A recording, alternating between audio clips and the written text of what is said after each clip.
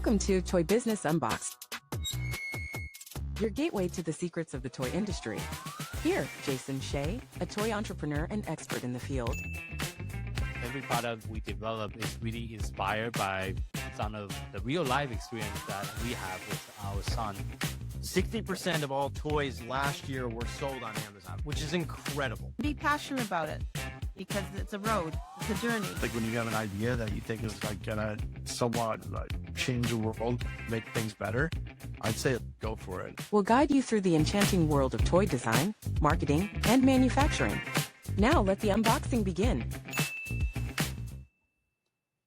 Welcome back to another episode of Toy Business Unboxed. Today, I'm sitting down with Shadoe and Sydney, the husband and wife duo behind the Waterbear Workshop, a family-owned board game design and publishing company built on the belief that the games are vessels for educations, creativities, and communities. And thank you so much for both of you joining our podcast today.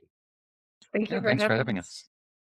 So first of all, let's start with the story first. How did the company kind of came to life? Like what really inspired both of you to turn your passion for games into like a business with the board game publishing business that you guys run nowadays? Well, it kind of kicked off due to COVID a little bit. I'd been working in the service industry, managing a jazz club and working at a nightclub. And that all came to an end with COVID hitting. And I've tended in the past to kind of make games when I have been between jobs or have just had time. And this time I made one, started making another one, and we kind of thought that maybe we could actually make a go of this and start pitching it to publishers. Okay. So we started doing that for a little while, and understandably, publishers have their own needs and wants, and they have games that they're already in their pipeline.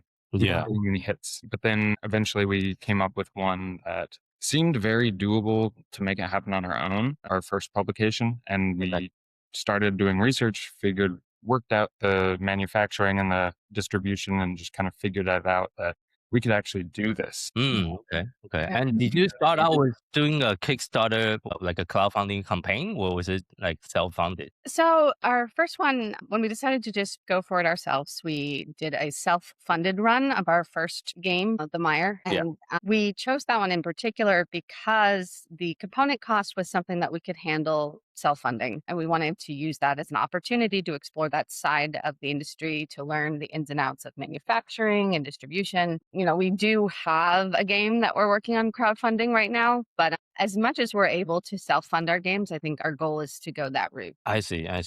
Got it. So I know you both come from educational backgrounds. So how has that influenced the way you design and approach games? Well, you know, both as an educator and as parents, we've noticed that like games can have a lot of sort of throughways to, you know, reading skills, math skills, abstract thinking, critical thinking, inductive and deductive reasoning. Like all of these can come forward in a variety of games. And so, you know, finding ways to sort of level up the types of games that are available to kids to help facilitate those skills, I think was one thing we had been thinking about. But then in that same vein, as former educators, we also know how helpful those types of tools can be to teachers in classrooms. So one big push we have for the new year is what we call Tardigrade School, tardigrade being Waterbear, and tardigrade is a scientific term for Waterbear. And Tardigrade School is going to be a print and play sort of pay what you can store for educators so they can download games for free because at least in the US, a lot of teachers end up using their own pocket money for a lot of their resources. Yeah. And they can use those in the classroom. And we're choosing games that are, easy for the print and play format, but also specifically helping with some of those skills that I mentioned before. Yeah. And, the nice thing about the print and play model is, yes, it takes time and stuff to develop the game, but it's not going to cost us anything to have that stuff up on our website. Yeah. Hopefully being a nice resource for teachers, they'll spread the word, get our name out there, get our brand recognition out there. And we do have the option, if they utilize this for a while, they have the option to pay us. We're not going to ask for anything, but hopefully we do make a little income off of it. That's not the, that's not. Okay. So it's almost similar to like, do you know a website called Teacher Pay Teacher where you can download like different printables and stuff? Yeah, we've actually heard of that since we started working on this. We didn't know about that originally, but it does seem very similar. That seems a little more like a marketplace of how people can put their games on there, which is great. Ours will be mostly our own games that we put up. Yeah. Which will also be fun because it's a little bit of a workshop for us to be able to put some games up that might not get published otherwise, or then we can see if it's worth putting a lot more time into to publish a final copy of it. Yeah. I see. How is the reception from the teachers or the community since you launched that initiative? Well, that's actually officially launching, in the coming month or two, I'd say. We've been building up that part of our web store. We have had some interest in the community from parents with kids who like designing games. And Shadoe also works with a local game retailer that designs programs for kids to design games like summer programs. We've explored it a little bit that way, but the store itself is not live yet. I see. And I know you have another initiative called Denver Board Game Designer Market. Can you tell our audience a little bit about what is it and what made you want to create this kind of event? Yeah, so December 14th was our first bazaar. We changed the name to Indie Game Bazaar. It just felt a little more fun. That was our first one. We're hoping to make that an annual thing, and it went over really well. In creating, we've had a lot of focus on events, and we do regular playtesting events, and we've made it very open to other designers and open to the public and tried to make it a fun series of events. And in doing so, we've met a lot of other designers and a lot of other self-publishers and people who have projects coming up. And we were thinking, it'd be nice to be able to sell some products in the Christmas season. And it would be one thing if we just set up shop somewhere just ourselves, tried to sell some, but really you want to get some people coming through. And we also just wanted to support the community. So we contacted a lot of people, there's a brewery that we do a lot of our events with. That been really nice and let us kind of pitch any event we want to them, and they'll help us make it work. I see. And so we talked to them about this. Hey, can we have just a marketplace, a bazaar specifically for people in the local game industry? And we pulled it all together. Everybody was extremely excited about it, and we got a pretty good turnout. Yeah, I'd say nice. The resulting stats, I think with about 10-ish vendors there, not including the food truck we got, we had about not quite a couple hundred attendees, about 70 plus indie games sold. And we also were hosting a nonprofit that we've been working with called Extra Life for Kids, which is a gaming themed arm of Children's Miracle Network Hospitals. They raised about $330, I think, during the event. So it was really nice to see it all come together. Was excited to have a good turnout because it was, I think, something I would have wanted more lead time to prepare for. It is tricky and a lot of work to prepare an event like that, for sure. So, and how do you find all the other vendors? Were you the one that is reaching out to all the other vendors and invite them to have a booth? Or? So we ended up, doing a lot of inviting for this one.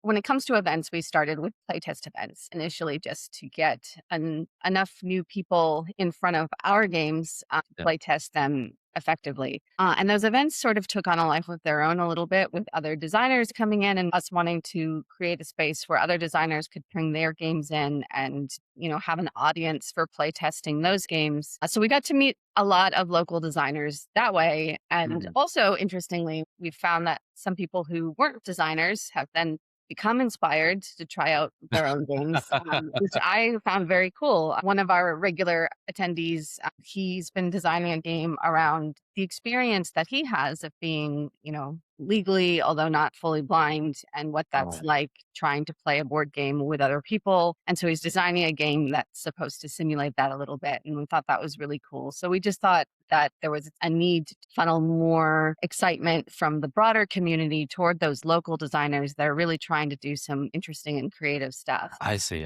Oh, that's a great thing that you put together an event like that. So are you going to do it again next year, sounds like? That's the hope. And this time, way more lead time. Yeah. And I know your company definitely have a clear philosophy about game being the tool for both connections and also creativities. How do you keep that at the heart for all the new games or the current game that you're working? Well, a big part of it is those events that we've been doing. We do at least 3 events a month. Oh, that's quite different- often. Okay. Yeah, at different venues, and we get slightly different crowds at each one, but Yeah. we have some people who will come to a variety of them. And really, it's been nice because other designers are coming out of the woodwork. Like she said, more people are starting to try out the game design. It's really started to create a community that supports each other, and that really, it's getting really energetic. And a lot of people are getting excited about it and discovering these new games that they've never thought about, or getting into games. We've had people who aren't really into games who show up, and then they start to see what goes on behind the scenes a little bit and get excited about it. And so the connectivity part there has really been awesome. It's been cool to see.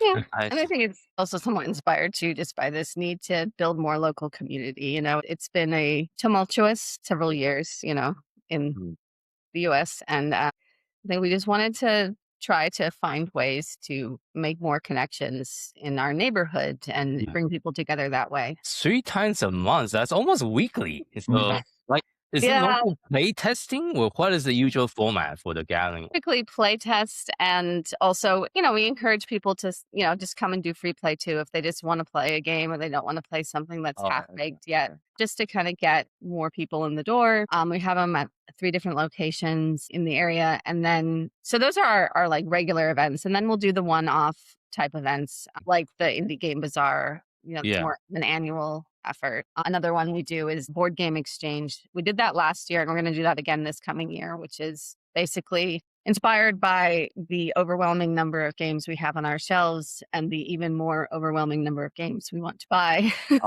We're like, Okay. that was our first introduction to Extra Life. Actually, we worked with them to have people bring old games, get sort of new to them games, and then the leftover games that were age appropriate were donated to the hospitals. Or sold on eBay. We found it's hard to sanitize all those games.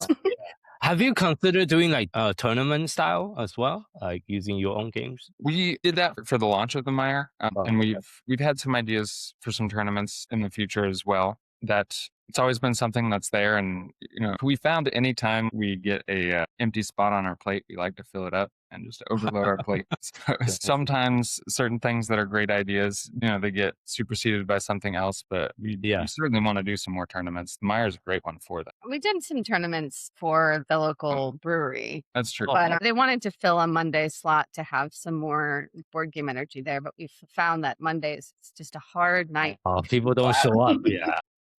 And with the tournament, you really need like the turnout to make it fun. Yeah, to make it make sense. So, and I know you have game, I think, in front of you as well. Can you showcase our audience how this game works and the gameplays behind it as well? Yeah. So this is the Mire. This was the one that we initially designed just in our sort of trial by fire playtest, or not playtest, but designing experience. It was originally inspired kind of by another game that we had been working on that we worked on for a while, and then realized it was an interesting game, but not particularly a fun game. So it needed rethought. And this was an attempt to rethink that. And it wound up very different.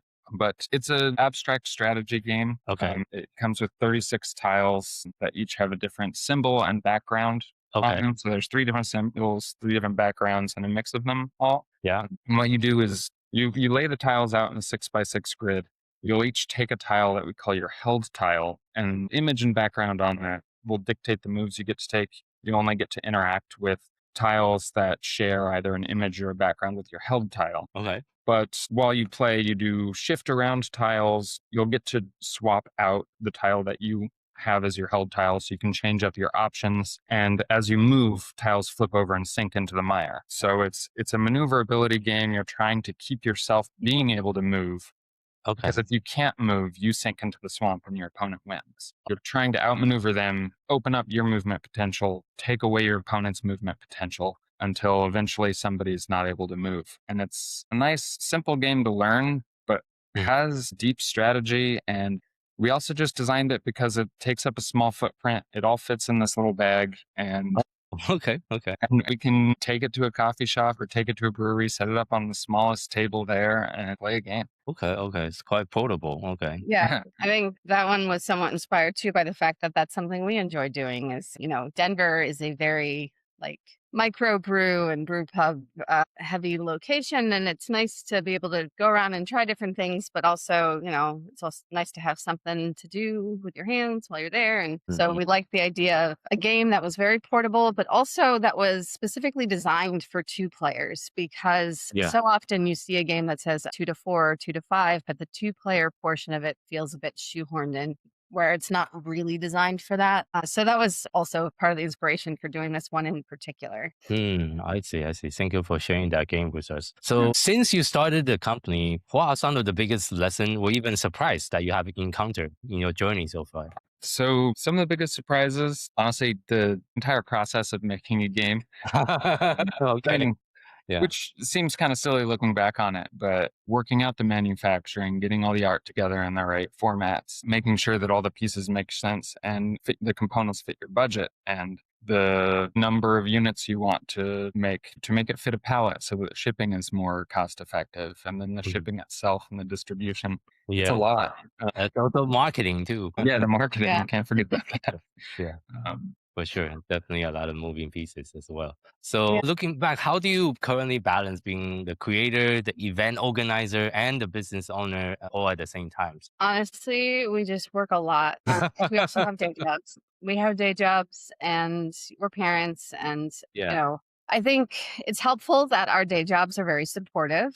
The retail store Shadoe works for, I mean, they've been buying and selling the Mire. They were joking about changing the name to the Mire store because they're doing really well there. We just opened a second location. It's the #1 product in both locations right now. Oh, really? Nice. Yeah.